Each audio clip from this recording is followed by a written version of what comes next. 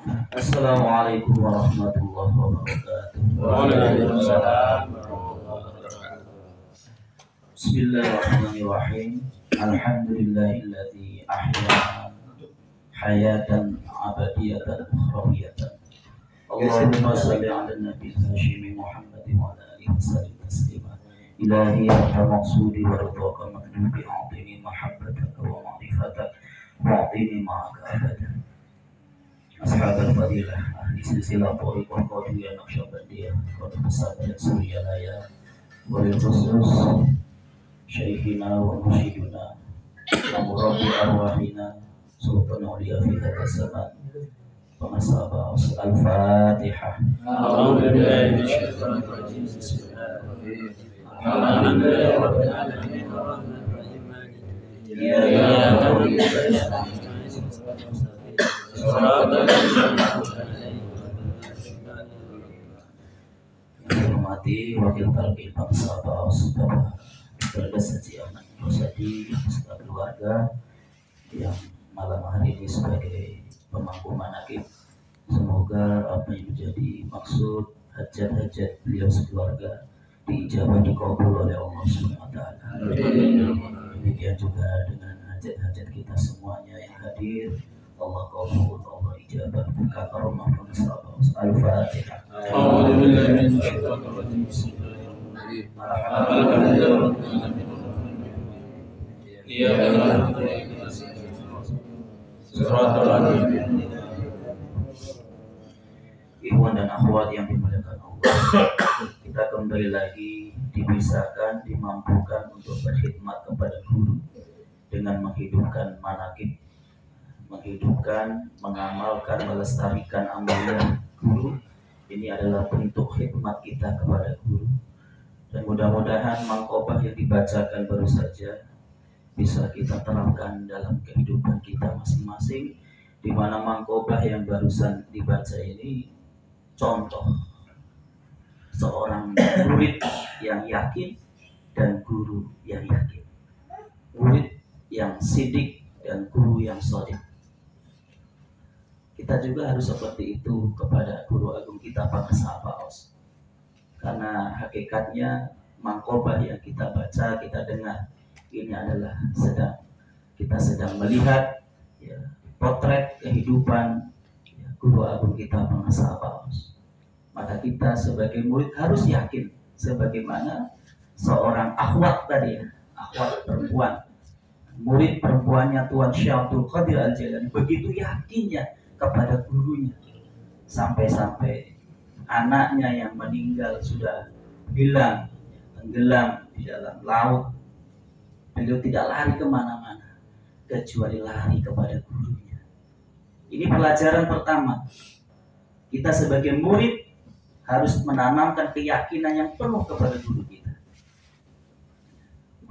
Makanya kita ketika diuji oleh Allah dengan berbagai macam persoalan kehidupan ini, jangan lari kemana-mana, ingat guru kita dulu. Karena guru kita ini wasilah kita kepada Allah Subhanahu. Ketika kita ingat guru, berarti kita ingat Allah. Kalau kita lupa guru, berarti lupa Allah. Jadi kalau ada persoalan apa saja, jangan ingat siapa saja, ingat guru. Dikasih sakit, ingat guru. Dikasih masalah apa saja, ingat guru. Yakin kepada guru. Kalau kita yakin, pasti kita akan mendapatkan jalan keluar, solusi.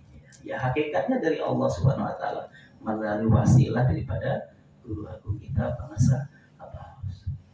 Bapak Ibu, ikhwan dan akhwat yang dimuliakan Allah Subhanahu wa taala. Kita bersyukur kepada Allah masuk dalam golongan al-asfiya. Al-asfiya yang tadi sholawat thariqiyah yang dibacakan tadi. Minal asfiya. Kita ini sudah golongan al-asfiya, orang-orang pilihan. Kita ini digolongkan oleh Allah al-asfiya, orang-orang pilihan. Orang-orang yang sudah mendapatkan talqin itu adalah orang-orang pilihan. Talqin ini luar biasa Bapak Ibu, bukan main-main. Apa yang mahal dari talqin itu? Sebenarnya talqin itu kan mudah dan cepat, betul Pak ya? Mudah dan cepat. Kalimat talqinnya pun kalimat yang sangat-sangat mudah. Saking mudahnya Bapak Ibu ya, kalimat talqin itu kalimat apa? La ilaha illallah. Saking mudahnya kalimat talqin bisa diucapkan oleh orang yang tidak punya bibir sekalipun. Itu saking mudahnya. Tidak ada kalimat yang lebih mudah dari kalimat ini. Semua kalimat diucapkan menggunakan bibir kecuali kalimat la ilaha illallah. Orang yang tidak punya bibir pun bisa la ilaha illallah tanpa bibir. Coba Pak, nggak usah pakai bibir. La ilaha illallah tanpa bibir. Kalau subhanallah bisa nggak? Coba. Nggak bisa, harus pakai bibir. Alhamdulillah harus pakai bibir. Astagfirullah semua kalimat pakai bibir kecuali la ilaha illallah. Kalimatnya begitu mudah. Prosesnya juga cepat, paling berapa menit tadi ya? Mungkin 5 sampai 10 menit. Talqin itu mudah dan cepat. Apa yang mahal dari talqin Bapak Ibu? Yang mahal itu izinnya. Itu yang mahal. Apa Pak? Izinnya. Allah berfirman dalam Al-Quran, fa innahu nazzalahu ala qalbika biidznillah. Sesungguhnya malaikat Jibril telah menurunkan ala qalbika ke dalam hatimu, hati Nabi Muhammad sallallahu alaihi wasallam. Fa innahu, sesungguhnya dia malaikat Jibril, nazzalahu, telah menurunkan hu itu apa? Inti Al-Quran. Hu itu adalah inti Al-Quran. Diturunkan ke dalam hati Nabi Muhammad SAW. Nazzalahu ala qalbika biiznillah. Ini yang mahal. Biiznillah, dengan izin Allah. Ini yang mahal. Ini yang mahal. Dulu inti Al-Quran, inti Al-Quran diturunkan ke dalam ruh, ke dalam kalbunya Nabi Muhammad Sallallahu Alaihi Wasallam melalui Ruhul Amin. Ruhul Amin itu ruh yang dipercaya oleh Allah Subhanahu wa Ta'ala. Siapa Ruhul Aminnya Kanjeng Nabi Muhammad Sallallahu Alaihi Wasallam? Malaikat Jibril. Iqra bismi rabbikal ladzi khalaq, wahyu pertama yang diperingati oleh umumnya umat Islam setahun sekali pada bulan Ramadan yang disebut dengan Nuzulul Quran. Materi Iqra itulah zikir jahar, la ilaha illallah. Bismi rabbik, dengan nama Tuhanmu, itulah ini zikir kok. Inilah proses talqin. Ya, lanjut. Nabi Muhammad Sallallahu Alaihi Wasallam ditalqin oleh Ruhul Amin, yaitu malaikat Jibril. Setelah mendapatkan talqin, maka tertanam di dalam qalbu Kanjeng Nabi iman, tauhid, ma'rifat, khusyuk. Ini semuanya ini melalui talqin. Kemudian Nabi mentalqin para sahabat.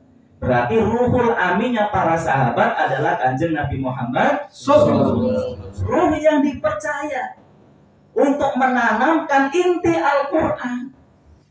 Inti Al-Quran nazzalahu. Ya. Kemudian la yamassuhu illal mutahharun. Tidak ada yang menyentuh kecuali orang-orang yang sudah disucikan. Inna anzalna hu ini inti Al-Quran. Maka bangsa Al-Sepuh mengatakan hu ini kantongnya asma. Semua nama-nama Allah ada di dalam hu. Ini kantongnya asma. Kemudian hu ini dirangkum di dalam satu nama Allah yang disebut Ismul Azam, lafzul jalalah, 4 huruf, alif, lam, Kemudian satu nama Allah Ismu Azam ini, Lafzul Jalalah ini ada di dalam nama Allah, yaitu La ilaha illallah.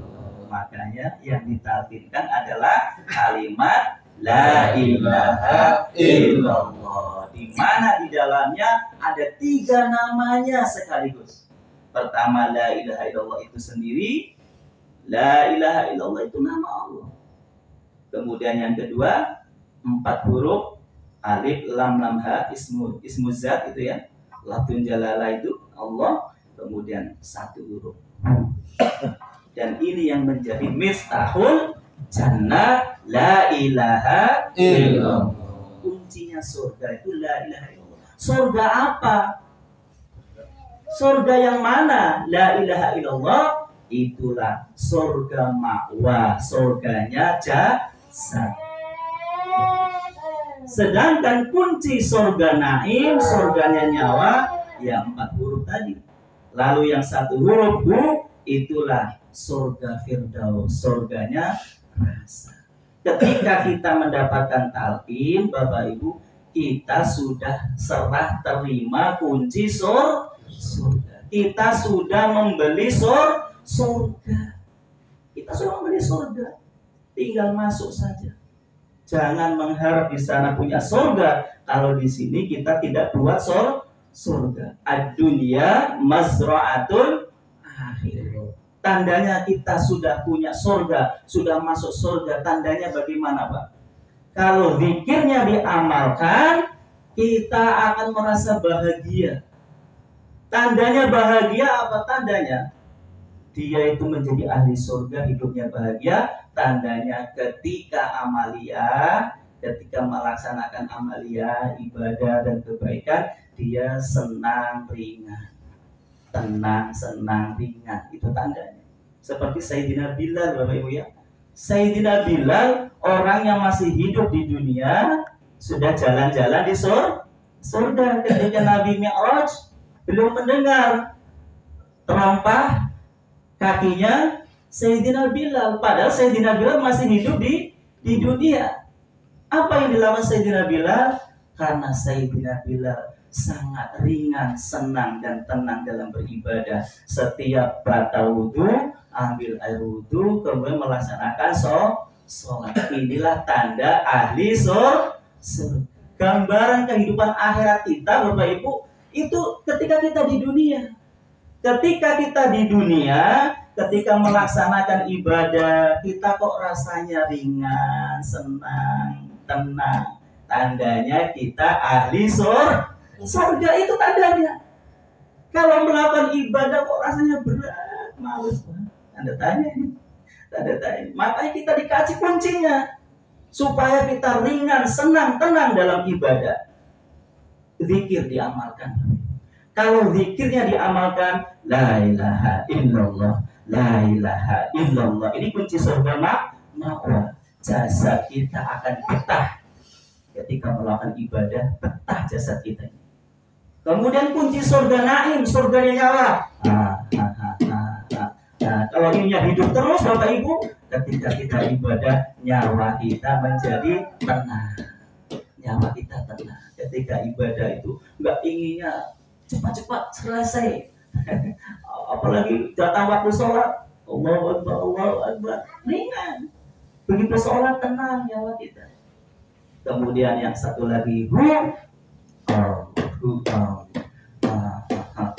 kalau ini terus diamalkan, terus hidupkan, Bapak Ibu, nyawa ini surganya nyawa, surga firdaus, rasa, surga rasa, surga firdaus, rasanya jadi bunga.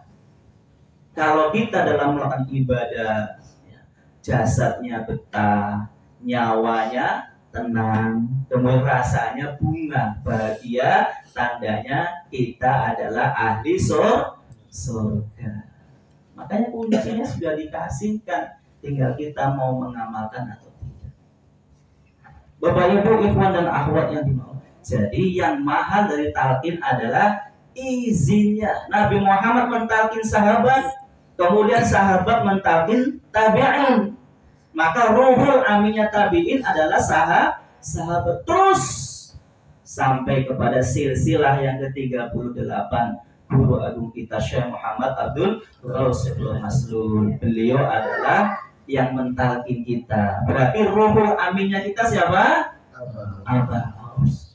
Beliau ruh yang dipercaya oleh Allah untuk menanamkan kalimat la ilaha illallah ke dalam ruh-ruh manusia, dan itu hanya wahidun fi zaman, hanya satu saja di zamannya. Dan alhamdulillah kita sudah dipertemukan dengan orang yang hanya satu di setiap zamannya, yang mempunyai lisensi diizinkan oleh Allah untuk menanamkan kalimat la ilaha, intinya Al-Quran, ke dalam ruh dan kolbu-kolbu manusia.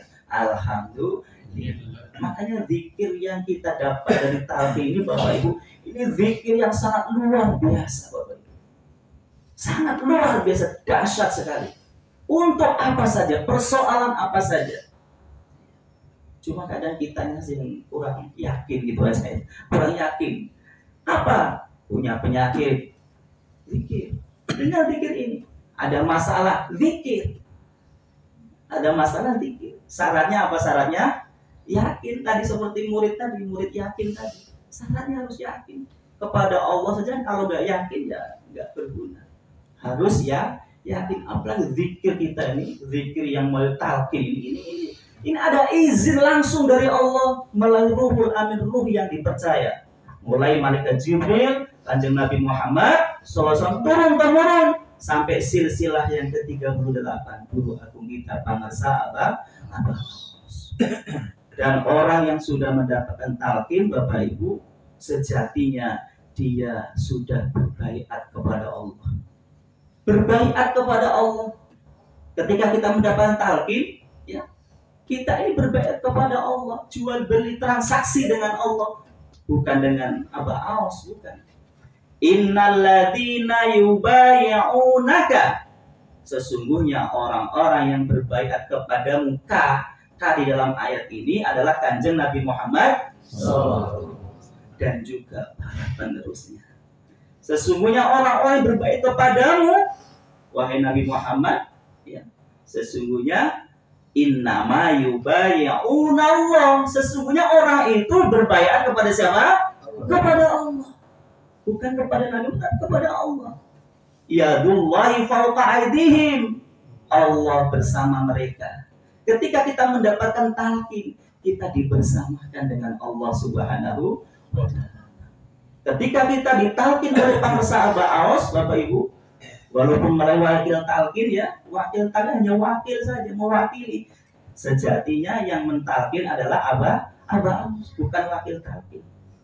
Ketika seseorang ditalqin oleh Abah Aus, dia sudah berbaiat kepada Abah Aus, sesungguhnya dia berbaiat kepada Allah, bukan kepada Abah Aus.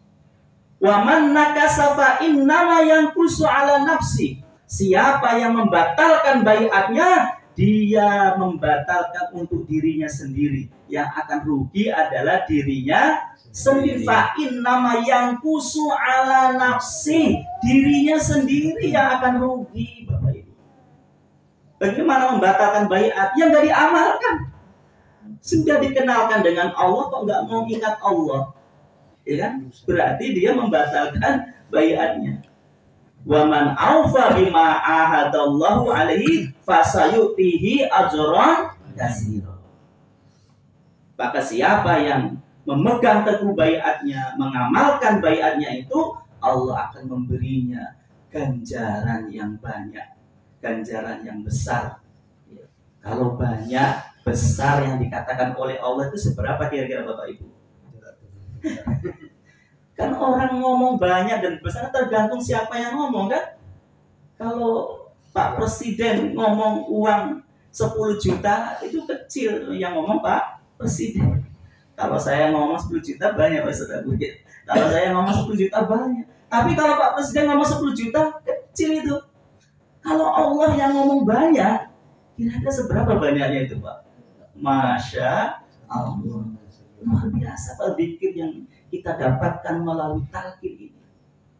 Di antaranya ganjaran itu bukan, ganjaran itu apa sih Pak? Ganjaran itu balasan. Apa saja yang kita minta, balasan, ganjaran. Di antaranya disebutkan oleh Syekh Ahmad Sohibul Wafat Tajul Arifin dan sahabat Anomi dalam kitab Miftahus Sudur. Anna dzikra min a'dhamil umuril fadhail. Sesungguhnya zikir kita yang didapat melalui talqin ini adalah seagung-agungnya urusan dan keutamaan. Min a'dhamil umuril fadhail, seagung-agungnya urusan dan keutamaan. Semua urusan tidak ada yang lebih agung daripada zikir ini. Semua keutamaan tidak ada yang melebihi keagungan daripada zikir ini. Masya Allah. Urusan apa saja, kalau ada zikir ini, zikir yang ditalqinkan ini, maka menjadi ibadah. Bapak Ibu lagi di kantor, kalau punya zikir ini jadi ibadah. Bapak Ibu lagi naik mobil, kalau punya zikir ini jadi ibadah. Min a'dhamil umul fadhail. Kemudian yang kedua, wa afdhalil qurbah, dan seutama-utamanya pendekatan diri kepada Allah. Tidak ada cara yang lebih utama di dalam mendekatkan diri kepada Allah selain daripada zikir yang ini. Zikir yang didapat melalui talqin. Yang mahal apa tadi talqin? Izinnya dari Allah langsung.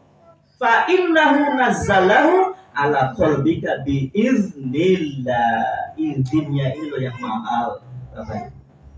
Lalu yang ketiga kata pengesal wa ausiril wasail, dan inilah secepat-cepatnya wasilah menuju Allah Subhanahu wa Ta'ala. Tidak ada wasilah yang lebih cepat daripada melalui zikir ini, zikir yang didapat melalui talqin.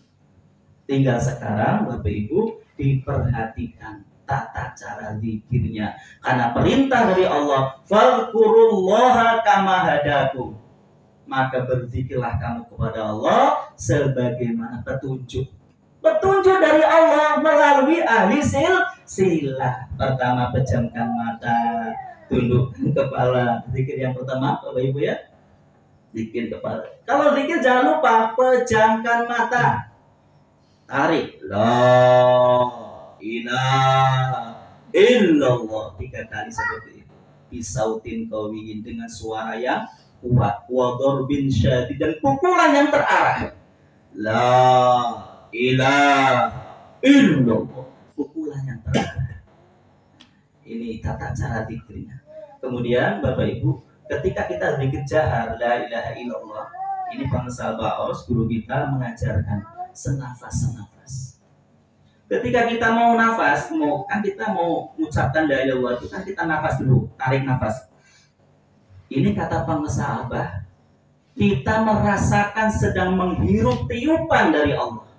Wa nafakhtu fihi min ruhi, kita bisa hidup ini karena dihidupkan oleh Allah. Maka kita niatkan. Ini kita niatkan menghirup tiupan dari Allah. Kita tarik. Kemudian la ilaha illallah. Ini tanggung jawab kita. Nafas yang ditiupkan oleh Allah kita gunakan untuk mengingat namanya. La ilaha illallah. Ini kan tidak nafas nih. Begitu illallah kan kita keluarkan nafas kan? Itulah ketika keluar itu nanti kita pulang bersama la ilaha illallah. Perhatikan ini. Kan setelah 3 kali la ilaha illallah, la ilaha illallah, ini kan tidak nafas Pak. Ketika la ilaha kan tanpa nafas. Makanya ketika mau la itu kan tarik nafas. Itu kita rasakan kita sedang menghirup tiupan dari Allah. La ilaha illallah, lepas. Illallah kan lepas. Disitulah nafas kita lepas, disitulah nanti kita pulang kepada Allah. Yang namanya mati itu apa Pak? Yang namanya mati orang bilang apa namanya? Nafas yang terakhir, apa namanya? Apa?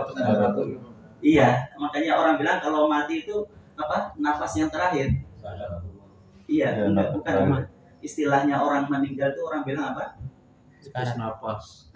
Hembusan nafas yang terakhir gitu kan? Sekarang. Iya, hembusan nafas yang terakhir maksudnya. Ya, berarti hidup itu kan nafas. Ketika nafas sudah berakhir, berarti kan apa? Mati, gitu kan? Menghembuskan nafas yang terakhir. Kan orang bilang begitu kan? Menghembuskan nafas yang terakhir. Maksudnya ketika kita mati, kita pulang menghembuskan nafas kita ini pulang kepada yang empunya, yaitu Allah bersama la ilaha illallah. Makanya zikir senafas. La ilaha illallah, la ilaha illallah, la ilaha illallah, la ilaha illallah. Gitu. Senafas ketika kita tarik, kita niat untuk menghirup tiupan dari Allah. Karena nafas ini kan pemberian dari Allah. Kita nggak bisa hidup kalau tidak diberi nafas oleh Allah. Wa nafakhtu fihi min ruh, aku tiupkan ke dalamnya. Kita hidup. La ilaha illallah. Ini tanggung jawab kita, dikasih nafas oleh Allah, dikasih kehidupan. La ilaha illallah. Illallah, nafas kita keluar kan? Itulah kita pulang bersama la ilaha illallah. Sudah begitu belum, Pak? Belum ya? Mana sekarang itu ketika zikir. La ilaha illallah. Kemudian gerakannya la ilahanya kanan, illallahnya kiri. Ini yang setelah 3 kali itu kan, la ilaha illallah, la ilaha illallah, sambil dibarengi atau diserasikan dengan zikir kopinya. Ketika mulut mengucap la ilaha illallah, hatinya nikmat sekali, Pak. Nikmat sekali kalau bisa seperti itu, Pak. Saya sudah rasakan sendiri. Mau 1000 nikmat, mau lebih. Dan kita kan kadang dikit belum nikmat. 165 belum selesai sudah. Atau inginnya sudah cepat-cepat saja kan gitu ya. Belum merasakan karena belum dengan tata cara yang benar. La ilaha illallah. La ilaha. Ya, tapi kalau sekali-kali misalnya lagi payah badannya ya dimaklum lah. Sekali lagi payah badan, mungkin siang nggak tidur, pekerjaan banyak gitu kan, mungkin atau malah begadang mungkin ya baca. Jangan sedang zikir langsung tidur. Zikir akan tidur di zikir kalau niatnya bukan niat tidur, niatnya di zikir. Tapi ketika zikir ketiduran, maka itu dinilai di zikir. Tapi jangan mau zikir niatnya tidur. La ilaha. Lain lagi niatnya ya.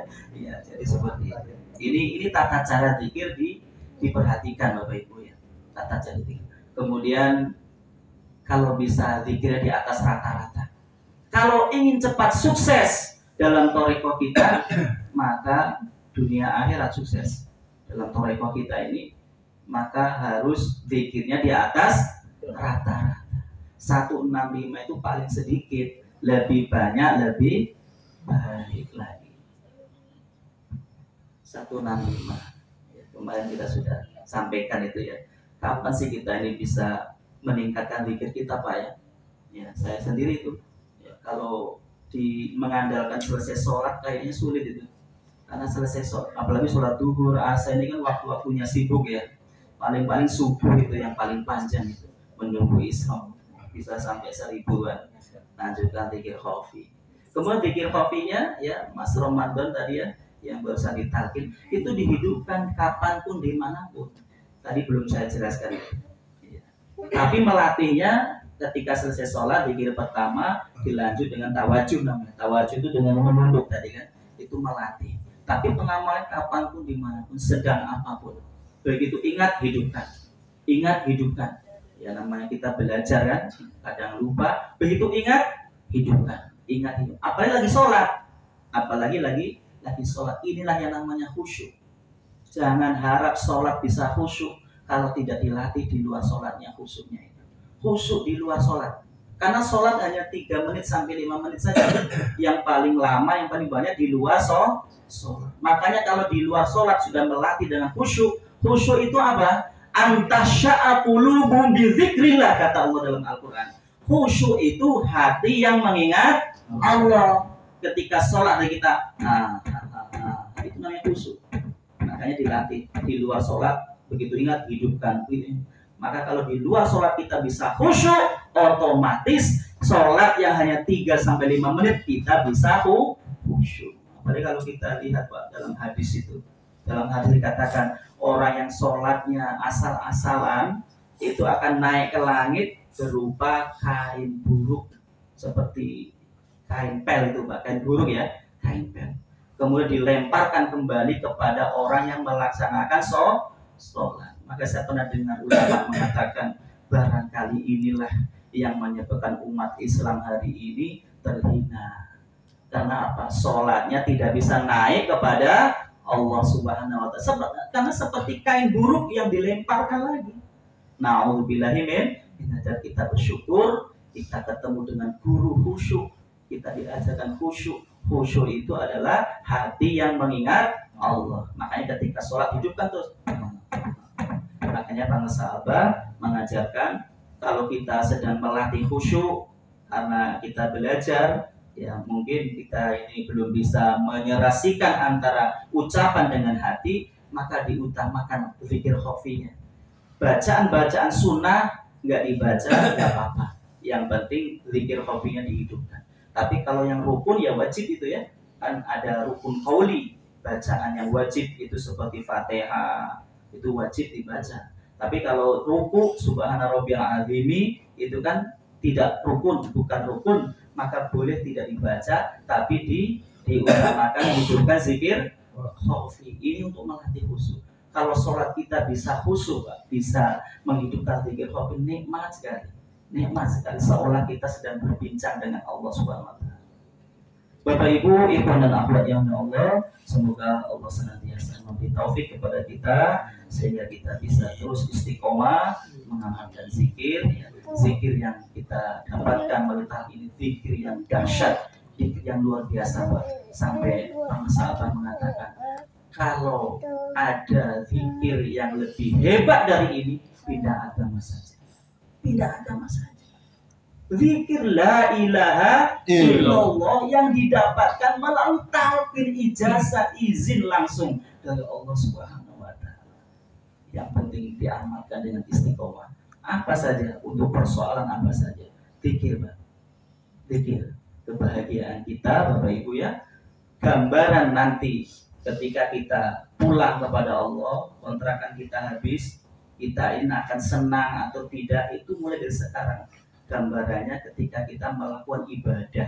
Ketika kita melakukan ibadah, rasanya kok ringan, senang, tenang. Berarti nanti ketika kita meninggal dunia dalam keadaan ringan, senang, dan tenang. Karena pulang kepada Allah Subhanahu. Karena hakikatnya ketika kita zikir, ketika kita ibadah, Bapak Ibu ya, ketika kita zikir misalnya, itu kita sedang pulang kepada Allah. Kalau sedang zikir saja tidak nikmat, tandanya itu tandanya kita belum. Jangan pulang dulu sebelum kita merasakan nikmatnya di itu tanda ciri orang nanti ketika meninggalnya kok senang, tenang, ringan. Itu cirinya ketika kita di dunia, ketika kita zikir, ibadah, itu rasanya ringan, senang, tenang atau tidak, itu cirinya Bapak Ibu. Makanya diamalkan sesuai dengan petunjuk. Allah berkahi semuanya, segalanya selamanya. Al-Fatihah.